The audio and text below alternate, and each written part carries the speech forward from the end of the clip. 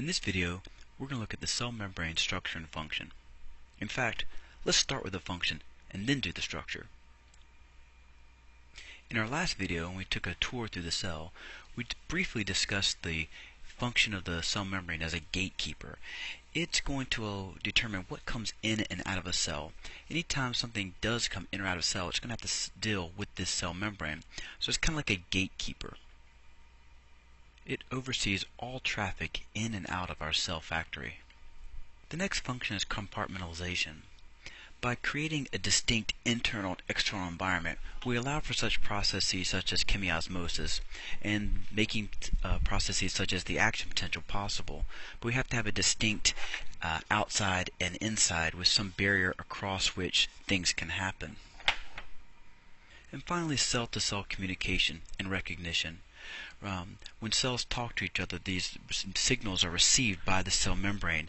Hormones plug into receptors, neurotransmitters plug into receptors. During the immune system, cells are recognized by their surface marker proteins and carbohydrates. So the surface of the cell and the cell membrane plays very important roles in the functioning of a cell. Now let's look at the structure of the cell membrane. In fact, we're going to build one. And let's start with these guys, phospholipids. You might recall from our video on biomolecules that phospholipids are interesting molecules because they consist of a phosphate head, which is hydrophilic, and two fatty acid tails, which are hydrophobic. So we have one end of this molecule that likes water and one end that doesn't. So here I have a bunch of phospholipids. What would happen if I added water? Well, if I put a bunch of water molecules over here, the phosphate heads are going to turn towards the water and the fatty acid tails are going to turn away. Well, that's fine, but what if I have water on both sides? Let's make some more water here. Put these over here. If I put some water on this side, well, these fatty acids, or these phospholipids, are going to turn and face this way. Whoops, I mean to do that. And they're going to orient themselves like this. They might self-assemble into maybe a sphere. It's going to take me a while to get these in the right alignment, but bear with me here. I'm going to pause and stop and jump ahead. You can see that as we have water on both sides, that these lipids are going to form a bilayer with the phosphate heads pointing out in the direction of the water and the hydrophobic fatty acid tails pointing in. And we get this bilayer, this double layer of phospholipids.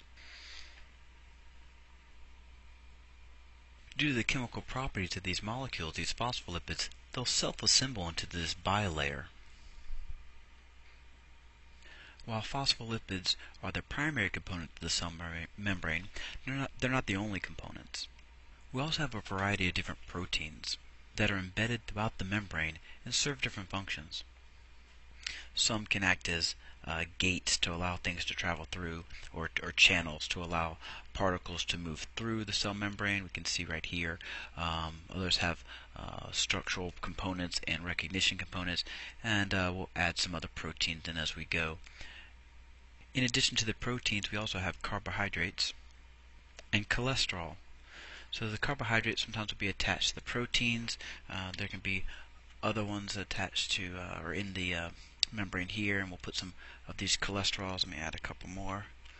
The cholesterols will be in the membrane here, and we'll talk about what their function is also. And there we go. And as we can see, the cell membrane is a complex structure that's made of many individual pieces. Some would call it a mosaic. Additionally, each of these pieces is independent. They're not physically connected to each other, so they can move. The proteins can move through the membrane. They can slide back and forth. The outer layer and the inner layer can move past each other. They can slide. So this mosaic is also fluid. So we can call this the fluid mosaic model of the cell membrane.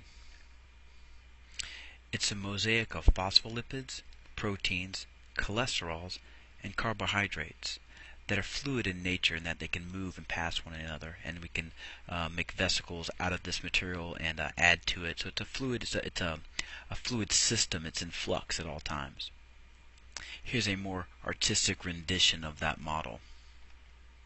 In this drawing, you get a sense of the three-dimensional nature, the depth of the picture here, much better than anything I can draw, of course. We can talk about the functions of some of these parts here.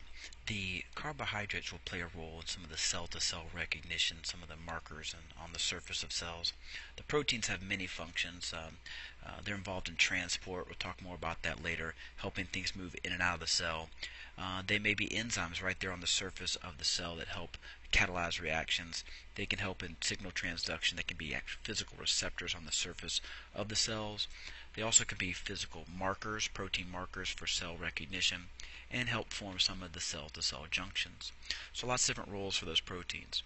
The cholesterols, these cholesterols that are embedded in the membrane, actually help reduce the fluidity as maybe these are trying to slide past. They'll help slow down that fluidity and actually give the cell a little bit more structure, or the cell membrane a little bit more structure. Now let's talk about the properties of the cell membrane. We already said that it's a mosaic, that's one of the properties, and it's fluid, that's another one of the properties. However, probably the most important property is that the cell membrane is selectively permeable. That means that it lets some things pass through it, but not others. So let's think about this. What type of particles could move through the cell membrane? Well, one of the physical properties of something that can move through the cell membrane is that it's got to be small. I mean, physically, to get through this space, to make it through there, you can't be large. If this were, whoops, I'll make that bigger, hold on. There we go. This object is just physically too big. So one of the characteristics of a substance that can get through the cell membrane is that it must be fairly small to get through here. Now that's just one of the properties. How about this? What if this particle were a charged particle, an ion? It turns out that ions have a very difficult time making it through the cell membrane, even if they're small. They have to find other ways in, like through specific protein channels. But through the bilipid layer, ions don't have much luck. Well, what about water?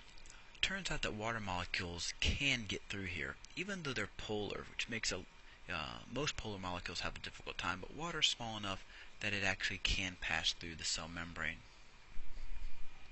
So if we were going to make a list of things that could get through the bilipid layer, we'd say that those things would be small, non-charged, and non-polar, with the exception of water.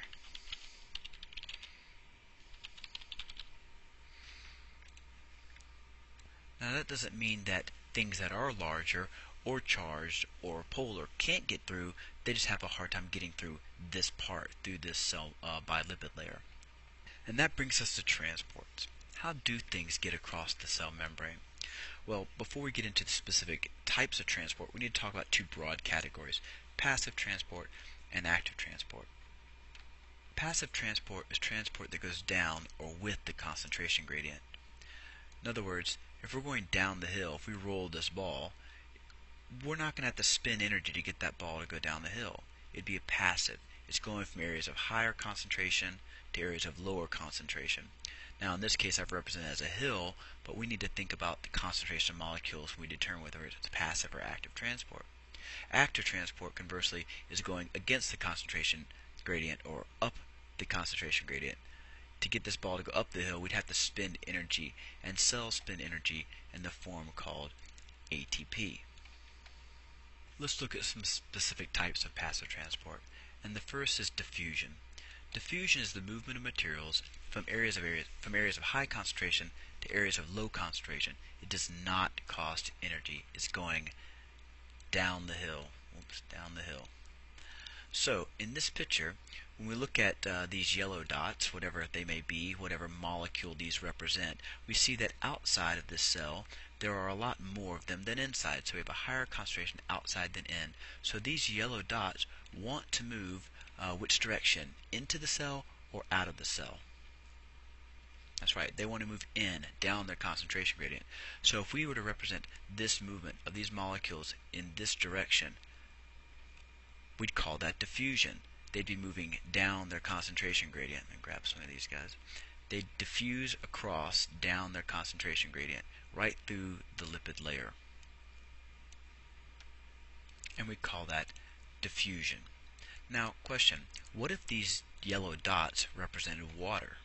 If we let these yellow dots represent water, then this movement, this diffusion of water across the selectively permeable membrane has a special name. We call that osmosis.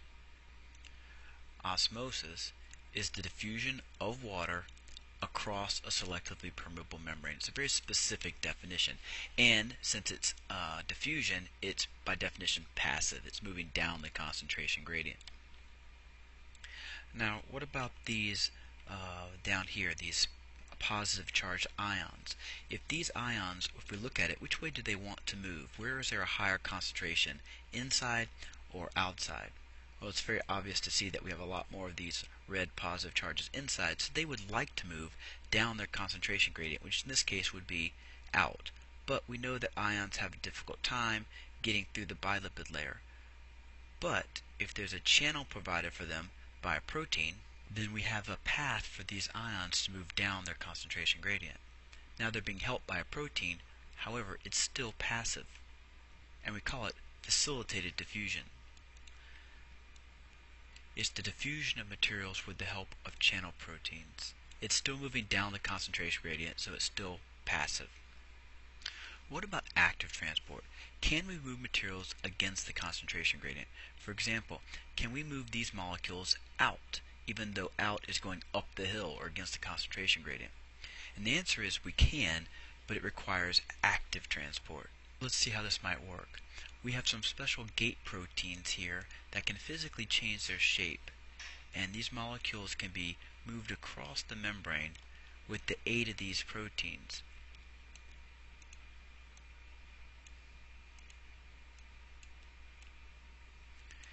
Now, that movement is going to require the input of energy.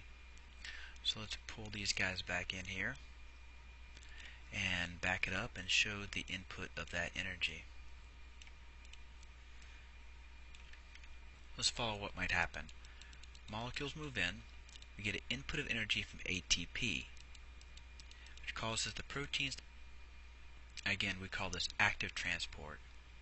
It requires ATP and the help of transport proteins.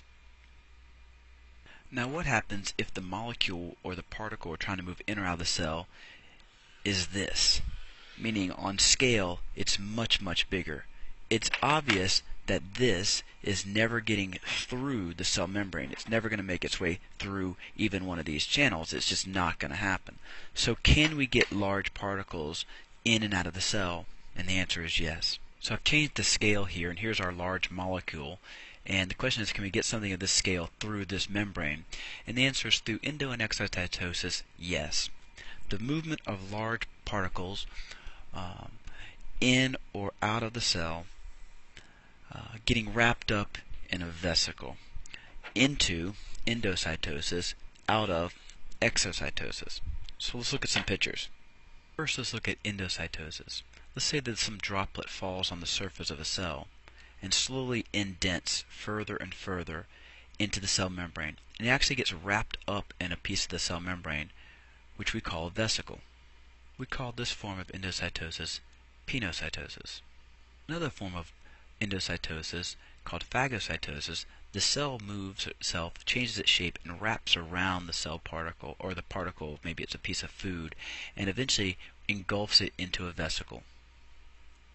The opposite of endocytosis is exocytosis. It's basically pinocytosis in reverse. A vesicle moves to the side of the cell membrane, joins with it, fuses its vesicle with the cell membrane, and expels the particle out of the cell. We just have to remember scale. If we zoom in to this line, we have to understand that this black line represents this phospholipid bilayer that we've been zoomed in on. So that large particles can get in and out of a cell, but not through the cell membrane, yet wrapped up in a piece of the cell membrane called a vesicle. Now that wraps up our video on the properties and structure and function of the cell membrane. I had hoped in this video to get to a discussion on tonicity and the relative solute concentration between solutions. I think I'll just have to do like a little 3-minute video on that separately, so check back for that soon.